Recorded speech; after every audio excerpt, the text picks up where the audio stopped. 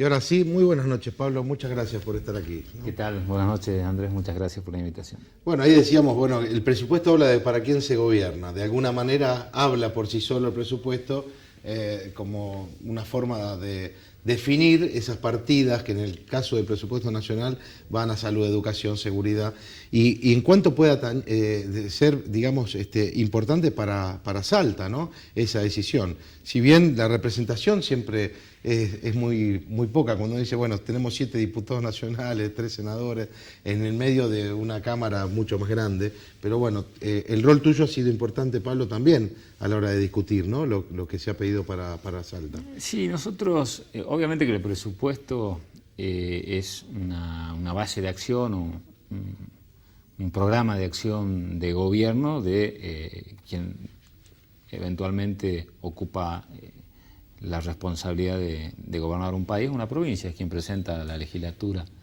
o al Congreso un programa de gobierno, y eso está reflejado en el presupuesto. Nosotros tuvimos la precaución de trabajar hace varios meses, porque la verdad que hemos tenido una colaboración muy grande de la legislatura, de la provincia, de los intendentes, que nos hicieron llegar una serie de recomendaciones o de planteos de obras y de pedidos, ¿no? Entonces esto lo hemos hecho llegar a cada uno de los organismos correspondientes. Esto nosotros hemos tenido la precaución de los pedidos que se hacían fundamentalmente de los intendentes, de los legisladores, hacerlos llegar a los organismos para que al momento de hacer el presupuesto ya vengan ingresados a la planilla y que no sea una cuestión de tener que estar trabajando sobre el tiempo, corriendo atrás de la planilla. Entonces, se nos facilitó en ese sentido. El presupuesto prevé una gran concentración de recursos, más del 40% en las áreas sociales, ¿no? Esa es la impronta que tiene, busca preservar el movimiento del mercado interno en un contexto internacional bastante difícil. Entonces la Argentina tiene que desenvolverse con cierta precaución. Las economías fundamentales del mundo no han crecido lo que esperaban, ¿no? Ni el mercado común europeo, ni el mismo Estados Unidos, están todos creciendo por abajo de lo estimado. Incluso nuestro socio comercial Brasil está en la misma situación. La característica del presupuesto en función de la provincia de Salta tiene materia de recursos coparticipables, un 28% de ajuste, el parámetro que de mayores ingresos a nivel de coparticipación, y en total la inversión del Estado Nacional en Salta, donde está la totalidad de recursos, sea que se remite a la provincia, sea que vienen directamente del Estado Nacional hacia, por ejemplo, lo que es Gendarmería, Policía Federal, Vialidad, que no pasa por la provincia, que sino directamente organismos nacionales se aplica. Tienen... El total es un 38% más de lo presupuestado el año pasado. Uno dice, bueno, es suficiente, y no, uno quisiera más todavía, pero uno sabe que tiene que conjugar las expectativas de la provincia con el resto de las provincias. Sí podemos estar tranquilos que las principales obras que nosotros más o menos planteábamos gestionar para este presupuesto están incorporadas. ¿Cuál hay, por ejemplo, Pablo, para este año? ¿Hay algo concreto, alguna obra que esté ya en el presupuesto? Está el comienzo de la construcción de la nueva cárcel de Orán, está la ampliación de la de Güemes, ya está terminado, incluso yo hablé personalmente con el secretario de Obras Públicas de la Nación, está terminado el proyecto listo para licitar de la autopista Metán Rosario de la Frontera, con lo cual está incorporada al presupuesto el año que viene. Está prevista duplicar los fondos de certificación de obra de la ruta 50 que va de Pichana a Orán, que se está certificando 9 millones de pesos por mes, va a pasar a 18 para el año que viene. Está todo incorporado, toda la operación de crédito chino para el ferrocarril Belgrano, que entre paréntesis ya se ha licitado la primera etapa de la obra y está en estos momentos con convenios firmados con los municipios de Tolar Grande y de San Antonio de los Cobres para que se incorpore personal de la zona. Con lo cual yo calculo que en los próximos días va a comenzar la obra de reposición de los 30 kilómetros de vía. Las vías nuevas ya están en Salta para reponer las 30 kilómetros de vía. ¿Eso es del C14? Exactamente, del C14, que es el compromiso que había asumido el ministro del Interior Randazzo cuando estuvo aquí.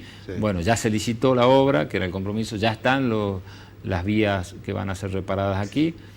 Así que... Esa es una muy buena noticia, digamos, porque estamos hablando de realidades concretas, y para nosotros que estén los fondos asegurados en el presupuesto, que en realidad no es para Salta solamente, es para todo el conjunto del ferrocarril Belgrano, de toda la operación de crédito chino, es muy importante porque tiene que ver con el ferrocarril, con el Belgrano Cargas en general, ¿no? Bueno, después está, el gobernador había firmado un convenio para 2.800 viviendas para el año que viene, que ya está incorporado también al presupuesto. Están incorporadas los centros preventivos, no me acuerdo bien el nombre, pero son centros preventivos de lucha contra las adicciones, que el padre Molina, cuando estuvo acá, estuvo tanto con el intendente de la ciudad como estuvo... El del Cedronar. Exactamente, del Cedronar en Orán, están los fondos para hacer esos centros.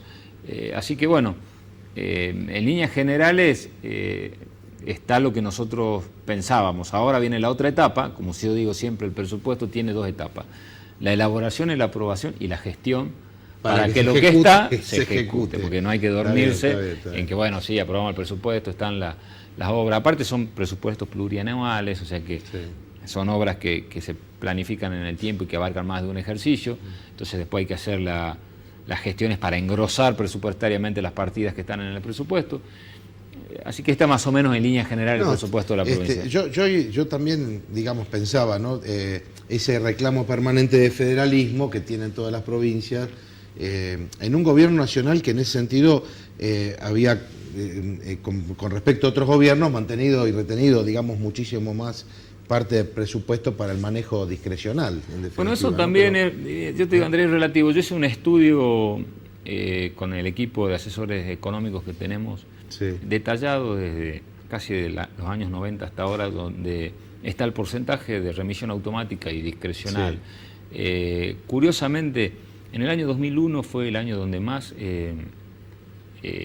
disponibilidad discrecional hubo de presupuesto, y luego hubo una tendencia a la baja. Lo que pasa es que no se cuenta por allí en la remisión de fondos a las provincias los fondos que directamente invierte el Estado Nacional. Y hoy hay mucho. ¿Por qué? Porque tenés todo lo que es políticas sociales, que te dije que es la parte más gruesa. No, correcto, sí. Entonces, si vos agarrás todos los fondos que llegan a la provincia por asignaciones, Plan Conectar, Plan Progresar, planes de vivienda y demás, la remisión se engrosa de una manera importante. Igualmente hay un vicio de fondo, que es la ley de coparticipación, que nos puede llevar muchísimo tiempo. No, que además hasta que no se resuelva, es imposible hasta que no se resuelva ese problema, sí tenemos una deuda pendiente con el federalismo argentino, y yo veo muy difícil de resolverse si no se busca alguna idea ingeniosa, porque como hemos hablado varias veces... El gobernador ha hablado muchas veces de los fondos de convergencia como una forma lo ha propuesto de evitar esas asimetrías enormes que tenemos en el norte con respecto a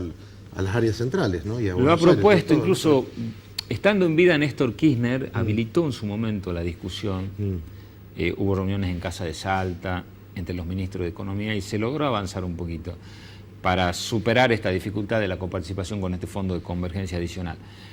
La verdad que después la Argentina dejó de crecer a cifras del 6 o 7%, y la verdad que estas ideas son aplicables en la medida que haya un crecimiento que genere al país mayores recursos, porque la distribución se equilibra a través de mayor crecimiento que tiene el país. En estos momentos es el poco ideal para discutir, porque estamos hablando siendo muy optimista, de un crecimiento de 2 puntos y medio. Pero y además estamos entrando en un terreno preelectoral, con lo cual yo creo que después de 2015, con un gobierno ya nuevo, pueden darse las condiciones para empezar esta discusión. Pablo, dos temas que nos preocupan, sobre todo a las provincias que tenemos hidrocarburos, es decir, la nueva ley de hidrocarburos.